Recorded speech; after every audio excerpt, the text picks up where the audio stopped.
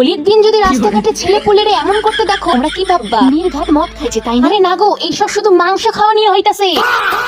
ভাবা যায়? বন্ধুরা, চ্যালেঞ্জিং ভিডিও তোমাদের কেমন লাগতেছে? দেখো, গোটা এক সপ্তাহ আমি ভিডিও পোস্ট করে ফেললাম। বাপরে বাপ, এত বড় চ্যালেঞ্জ কমপ্লিট করে ফেললাম। তো লস্যি খাইতে খাইতে রং খেলার দিন চলে গেছি মাসি বাড়ি। যাই আয়নাতে মুখটা দেখি আর ভাবি আমি কত পরিষ্কার। রং খেলার দিন আমি মানে আমার মুখ রং খেলার দিন থাকবে পরিষ্কার। একটু পরে দেখি আমার মামারাও চলে আসছে হ্যাপি হোলি বলার জন্য। চলো বন্ধুরা, তোমাদের সাথে আলাপ করাই আমার মামাদেরকে। ভালো লাগছে না? আমি জানি তো ভালো লাগছে। কোনটারে ভালো লাগছে? এটা না ওইটাকে? না এটাকে ভালো লাগছে। কোনটারে ভালো লাগছে? বলো বলো, লজ্জা করে না বলো। রং খেলার দিন যদি রঙই না লাগানো হয় তাহলে কেমন রং খেলা হইলো? মামাদের সাথে গল্প করতে করতে মামাদের খিদা পায় গেছে বলে মাংস আইনে দিছিলাম। এটাই আমার সব থেকে বড় ভুল ছিল। একজন মাংস বেশি খাই নিছে বলে লাইগা গেছে। কি মারামারি গো! মাংস বেশি খাই নিছে বলে দিনে ফেলাই দিব। কি অবস্থা! কত কষ্ট করে ঠান্ডা করলাম জানো? বললাম তোমাদেরকে আবার কালকে মাংস খাওয়াবো, তাও ঝগড়া কইরো না। আমি বললাম নাও, এখন একটু স্প্রাইট খাও।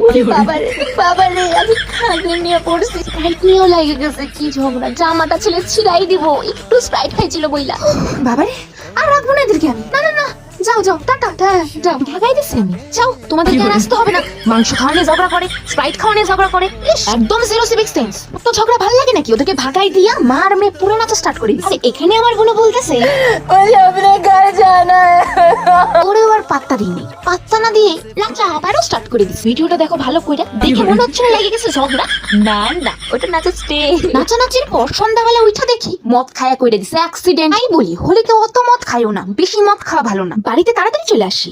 আইসে শুনি পচার আবার বার্থডে। পচার বার্থডের ফটো দেখাচ্ছি আমাকে। যেমন পোজে ফটো তুলছে অমন পোজ আবার দেখাচ্ছে। যেহেতু কেক কাটার টাইমে আমরা ছিলাম না, বাড়িতে ঢুকতে না ঢুকতে আমাদের কেক দিয়ে দিছে খাওয়ার জন্য। কেকটা তো ভালোই টেস্ট ছিল, কিন্তু পচা আমারে ধান দুব্বা দিয়ে আশীর্বাদ কেন করতেছে সেটা তোমরা বলো তো। আর তোমরা বলো আমার চ্যালেঞ্জিং ভিডিও তোমাদের কেমন লাগলো? আবার কি চান্স নেওয়া যায়?